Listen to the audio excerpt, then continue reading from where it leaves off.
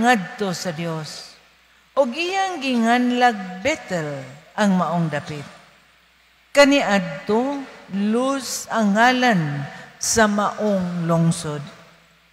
Unya, naghimog panaad si Jacob ngadto sa Ginoo, og miingon siya, "Kun ubanan mo ako, og bantayan sa akong pagpanaw, og hatagan mo ako bisti og pagkaon, og kun mahiuli ako sa balay sa akong amahan nga walay kadaot nga mahitabo kanako, ilhon ko ikaw nga akong Dios. Og kining bato nga akong giugbok, silbing handumanan, mahimong imong balay. O gihatag ko kanimo ang ikanapulo sa tanang ihatag mo kanako." Ang pulong sa Ginoo. Salamat sa Diyos.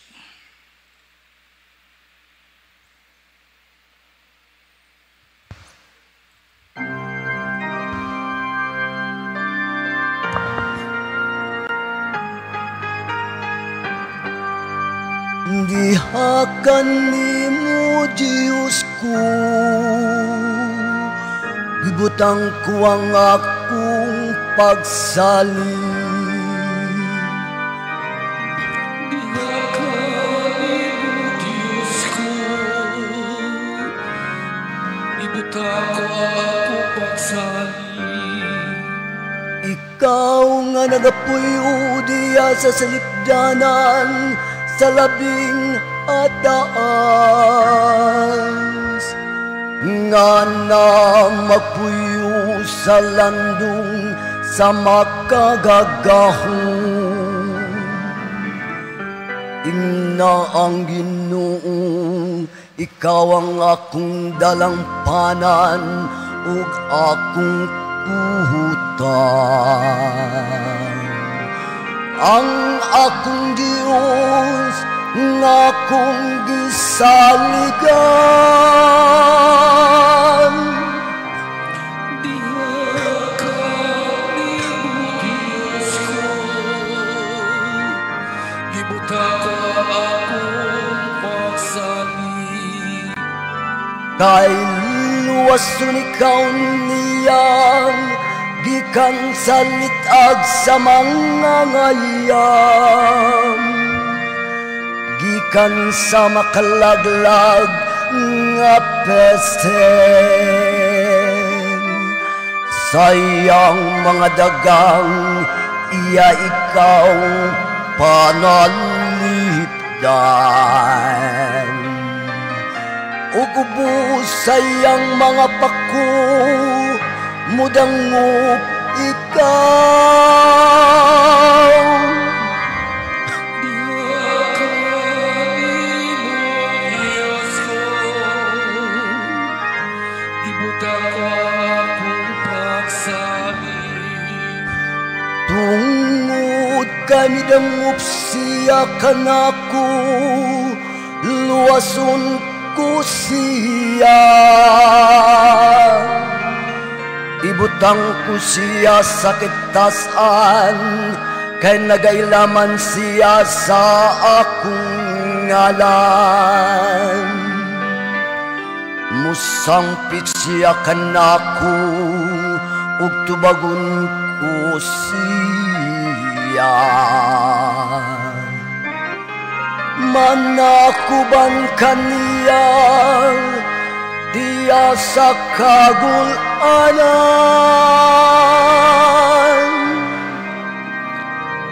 Diya kanimo Diyos ko,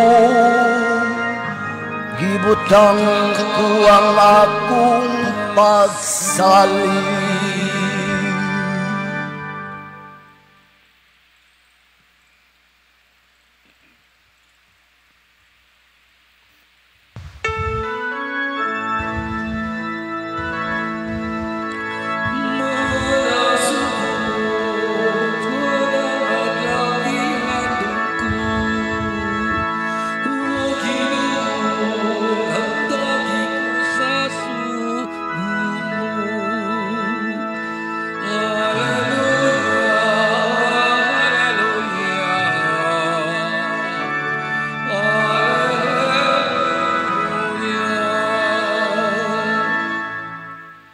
Ang Ginoo manaa kaninyo. Manausap kanimo.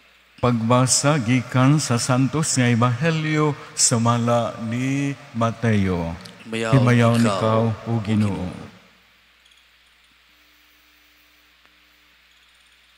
Samtang nagsulti sa Jesus ni ini, usa ka opisyal nga Hudiyo miduol kaniya, miluhod sa nga tubangan ug miingon. Bago pa lang namatay ang akong anak nga babae. Apan atua siya og itapion ay mong kamot kaniya ug mabuhi siya. Busa mitindog sa Jesus og misunod kaniya ug mikuyog ang iyang matinun-an. Unya usa ka babae nga gitalinog-an sulod na sa 12 ka tuig miduol sa luyo ni Jesus ug gihikap niya ang sidsid sa iyang biste. Kay miingon man siya sa iyang kaugalingon, kung makahikap lamang ako sa iyang biste, mamaayo gayod ako. Milingi sa Jesus ug nakita niya ang babae ug miingon siya, ayaw kahadlok, anak, ang imong pagsalig mo'y nakaayo kanimo. Ug nadto gayong gutlua, naayo ang babae. Busa miadto sa Jesus sa balay sa opisyal. Sa pagkakita niya sa mga mosekero alang sa paglubong ug sa mga tao nga nagkaguliyang, mingon siya, gula kamong tanan, wala mamatay ang bata, natulog lamang siya. Tungod nini, gibugal-bugalan nila sa Jesus. Sa nakagula na ang mga tao, may sulod sa Jesus sa luwak sa bata ug gikuptan niya ang kamot ug mitindog ang bata. Ug ang balita mahitungod niini mikaylap sa tanang dapit niadtong yutaa.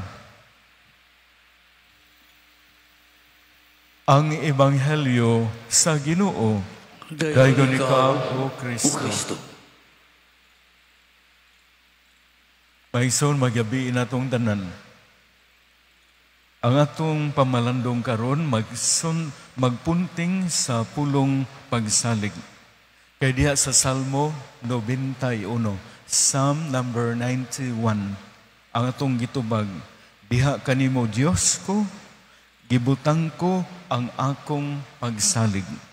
Ug mao kini ang atong nakita sa duha ka tawo nga adunay pagsalig sa Dios. Of course, ang pagsalig nanukad sab kini sa pagtuo sa Dios. Kung walay pagtuo, wala usay pagsalig. Ato nadungog ang usa ka opisyal nga Hudiyo nga miluhod, no? Nihangyo, grabe nahangyo sa Ginoo, miluhod og nagpakiluoy nga ang iyang anak nga babae bag-o pang namatay. Busa gipaadto niya aron buhion pagbalik sa Ginoo. Maigsoon, wala mo balibad atong Ginoo. Kay nakita niya sa kasing-kasing sa amahan. No, ang usa ikaw amahan na kay anak nga babae. Labi nagyog ang imong anak bugtong o duhara sila. Unya pinangga kay nimo. Nya karon sa kalit na sakit unya namatay pagayod. Di ba grabe no ang kasakit, ang kaguol nga bation sa usa ka amahan. Ug man siya wa sa magpanuko miduol sa Ginoo ug agig pagtahod pagyukbo sa tong Ginoong Hesus, biluhod siya na naghangyo. So ingon gyud ana, umuhangyo ta sa Ginoo, kinahanglan buluhod gyud ta. Bitaw maigsoon ni ang atong Ginoo miingadto sa balay. Pero wala pa kabot sa balay, dunay lain nga nanginahanglan nga aduna say pagsalig sa atong Ginoo. Usa ka babae nga gitalinog-an. Kamo mga babae makarelate pag-ayo mahitungod kog talinugo.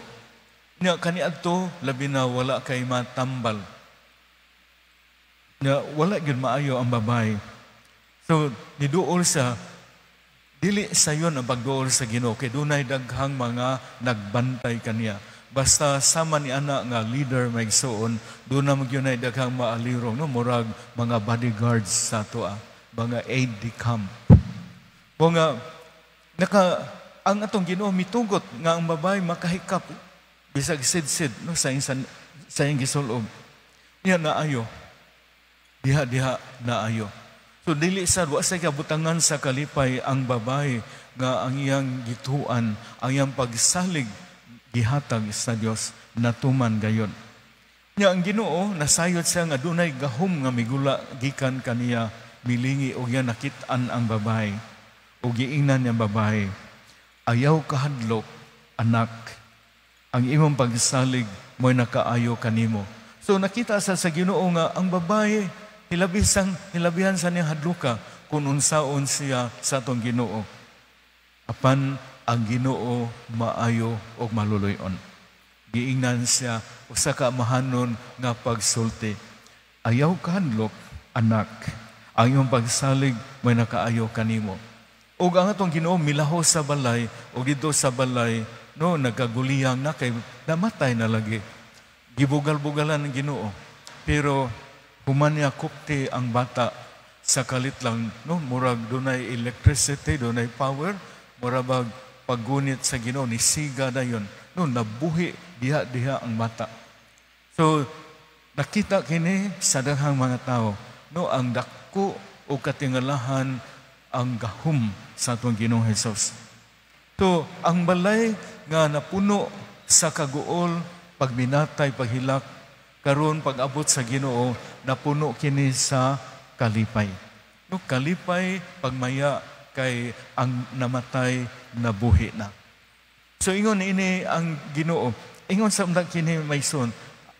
Kada usa nato lain-lain tag mga suliran nga maatubang. Atong masinati lain-lain tag gibugaton. Na iban grabe kay gibugaton. Apan hinaot dili kita pawa sa paglaom. Pabilin lang ta sa pagsalig. Basta bahala nag magkinaunsa. Mahimo nga ang atong gipangayo dili ihatag dinhi sa kalibutan. Pero hinumdumi ang Dios sa iyang saad muhatag gayud nga ang labi importante ang kinabuhi dito sa langit. Kaysa magod ang gipasalig sa Dios ngadto kang Abraham, unya karon sa atong pagbasa ang iya ng apo si Jacob. So ang apo giingnan samtang natulog diya sa damgo mipakita ang Dios kang Jacob o giingnan nga panalanginan ko ikaw kining dapita maimuha sa imong kaliwat. Maigsoon gikan ni Jacob ang 12 tribes of Israel. Diba? Abraham ang unang gisaaran dahil ngadto kang Isaac ay ang bugtong anak o ngadto kang Isaac ni Jacob no si Esau napadaplin man. O gikan ni Jacob ang napulog duha ka tribo sa Israel. Now, maigsoon nanay butang gihimo sa iyang damgo nakamatngon si Jacob nga ang dapit nga iyang gikatulgan hilabihan kabalaan ug busa ningon sa niam ra dinhi ang gangaan sa langit ug busa ang iyang giunlanan nga bato iyang gipatindog o niya iyang gibubuan og lana nga olibo ug iyang gihalad sa Ginoo. Ang maong buhat gitawag kini og consecration, iyang gi-consecrate ang dapit og iyang timan-an nga kini labihan kabalaan. Mao sad sa atong masimbahan, di ba ang masimbahan i-consecrate siya. Og bag-o ng altar i-consecrate siya, dihugan kini og lana. Kita usab gikonsagrar sa Ginoo sa dihang kita gibunyagan. Di ba pinagi sa pagampo sa pari uban ang paghiso og lana sa atong alimpo diha sa bunyag. Diha sa dihang kita gipirmahan ang atong agtang gikonsagrahan usab kita. Mao nga tungod ini maigsoon kita bisan kita makasasala balaan ang tao. Mao nga atong santuson kanon atong kinabuhi dili nato kini pasipad-an ug dili sad kita manghilabot sa uban, dili kita mo pasipala sa uban. Kinunua ato hinumduman nga kita iya sa Ginoo. Mo nga ni santos nga misa atong daygon ang Dios sa iyang pagkamaayo nga iyang gipadayag pinaagi ni Kristo diin ang pagsalig labi na ang pagsalig sa opisyal nga Hudiyo o ang pagsalig sa babay nga gitalinugan gihatag ngadto kanila. Busa atong giampo ang mga masakit to na maigsuunan. Sa hilom akong giampo ang mga pari nga mga masakiton, ang mga madre nga mga masakiton. Doon na tayo makaila kay may suon nga mga masakiton kayo. Hinaot dili sila kawad-an sa pagsalig sa Dios. Magpabilin sila og ilang pas-anon ang kasakit ug gihalad ngadto sa Dios. Ang gighalad nga dako tungod sa ilang pag-ambit sa kasakit ni Kristo atong Ginoo. Amen.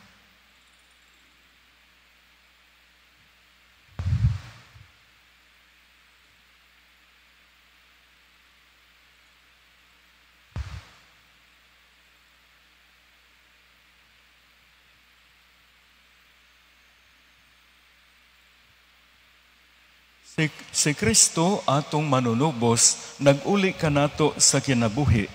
Pinaagi kaniya, mudangop kita ngadto sa atong amahan.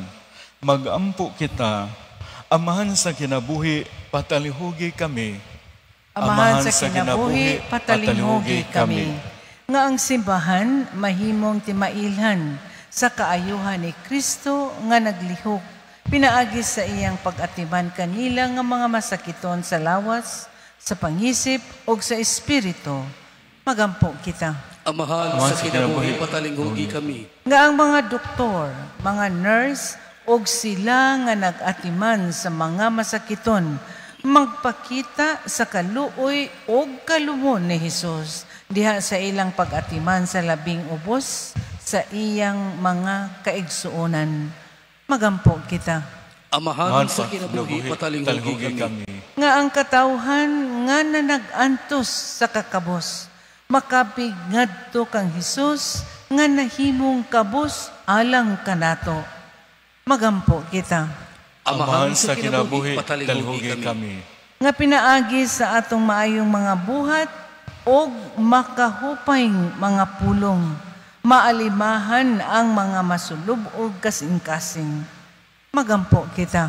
Amahan sa kinabuhi, patalinghugi kami. Nga imo undang isipon nga takos ug mapuslanon alang kanamo, nga ang halangdong Teofilo kamomo, mabayo na ngadto sa altar sa mga santos. Magampo kita. Amahan sa kinabuhi, patalinghugi kami.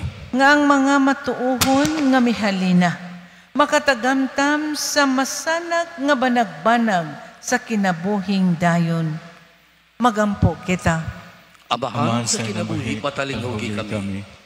Dios, among amahan, padayon na ang paglinis kanamo gikan sa tanang dautan ug himua nga imong kaayo mo'y mudan-ag kanamo pinagi sa gahom ni Hesukristo among Ginoo.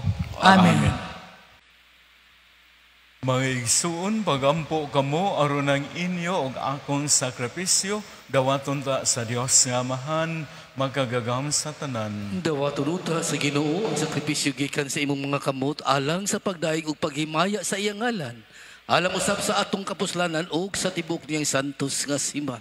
O Ginoo, kinigasa nga gihalad alang sa maya sa imong ngalan, maglimpyo unta kanamo ug magdugang pagdala kanamo nganha sa kinabuhing dayon pinaagi ni Kristo among Ginoo. Amen. Ang Ginoo manaa kaninyo. Manaosab kanimo. Ibayaw inyo makasing-kasing. Amo lang gibayaw ngadto sa Ginoo. Magpasalamat kita sa Ginoo nga atong Dios. Angay ug matarong. Santos nga mahan, Dios nga tunhay ug makagagam sa tanan, angay ug matarong gayud nga magpasalamat kami kanimo kanunay ug sa tanang dapit. Kay pinaagi sa mo hinigugmang anak, imo gitukod ang among banay sa katawhan. Pinaagi kaniya, imo kami giuli ngana sa imong kasamahan tungod sa imong kaluoy. Busa matarong nga ang tanang mga binuhat mag-alagad kanimo. Ang tanang mga tinubos magadayeg kanimo ug ang imong mga santos magpasidug kanimo sa iniusang kasing-kasing. Ug busa uban sa mga anghel o mga santos sa langit, nagasangyaw kami sa himaya, duyog sa ilang way hunong nga pag-ingon. Santos, Santos, Santos nga Ginoo, Diyos sa kagahuan.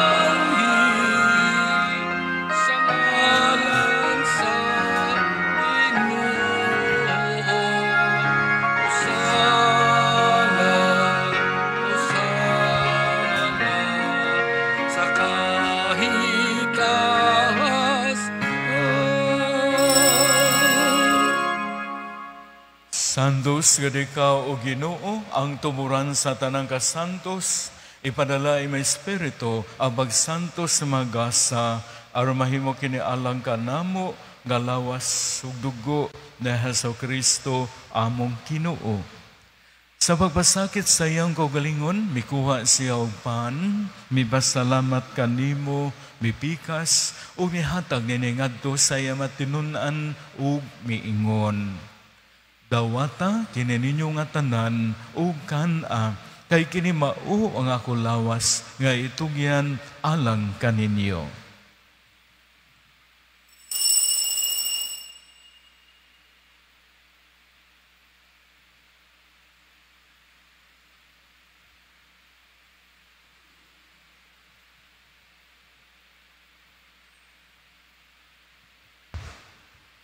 Sa samang paagi tapos ang panihapon, mikuha siya sa kalis.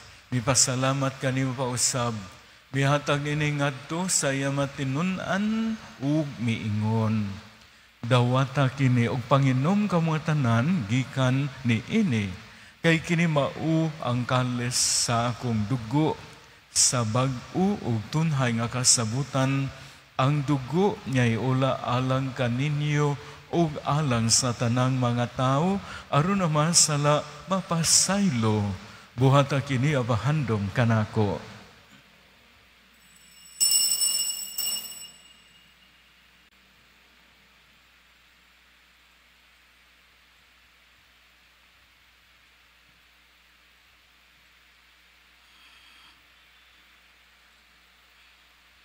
Kini ang misteryo sa pagtuo. Si Kristo namatay, si Kristo nabanhaw, si Kristo mabalik ngani. Aron bahandom sa kamatayon o pagabanhaw na Hesukristo, nagahalad kami kanimo amahan, ninimpan sa kinabuhi o kalis sa kalwasan. Nagapasalamat kami kanimo, tuod kay imo kami giisip nga angayan, nga moatubang ug malagad kanimo. Himo nga kami nga malawat sa lawas ug dugo ni Kristo maggahiusa diha sa Espiritu Santo. Hinumdumi Ginoo ay mga simbahan sa tibuok kalibutan. Himo ang mahimpit kami diha sa gugma uban ni Leo among Papa, ni Jose among Obispo ug sa tanang mga pari. Hinumdumi usab ang maigsuon nga nangamatay, malaumon nga mabanhaw sila ug ang tanang nangamatay diya sa imong kaluoy. Dada silang tanan sa pagsudong sa kahayag sa imong naong. Kaluoy kaming tanan, himo kami angayan nga makaambit sa kinabuhing tunhay, uban ni Maria ang inahan nga ulay sa Dios, uban ni San Jose iyang bana, uban sa mga apostolas o sa tanang mas santos nga nagatuman sa imong kabubuton latas sa katuigan. Uban kanila ang ikang daygon ug among kahimayaon pinaagi ni Hesukristo imong anak.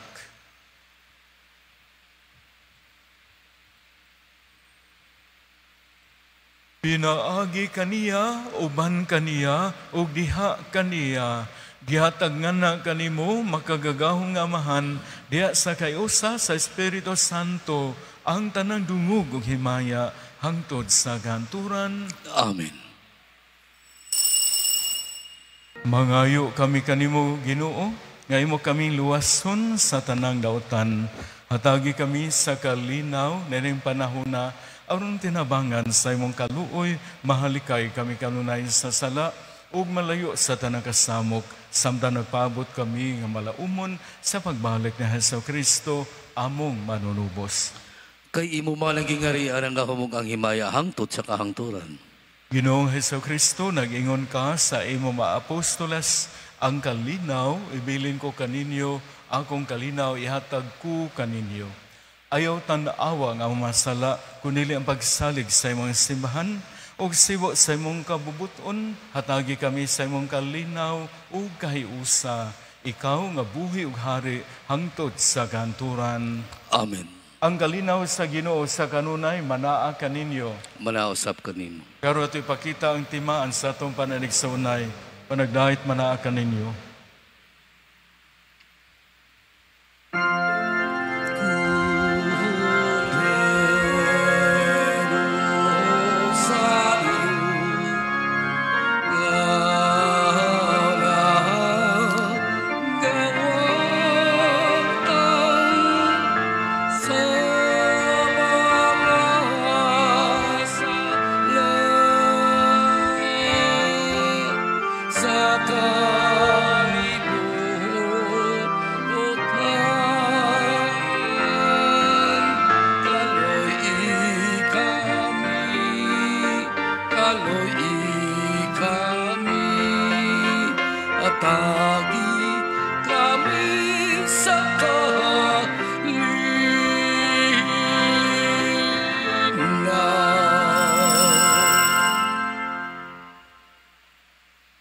Kini mao ang ordinaryo sa Dios nga nagawagtang sa masala sa kalibutan, bulahan ang tanan nga gidapit dinhi sa iyang panihapon. Ginoo, dili ako angay nga mokalawat kanimo, apal ipamulong mo lamang ug mamaayo ako.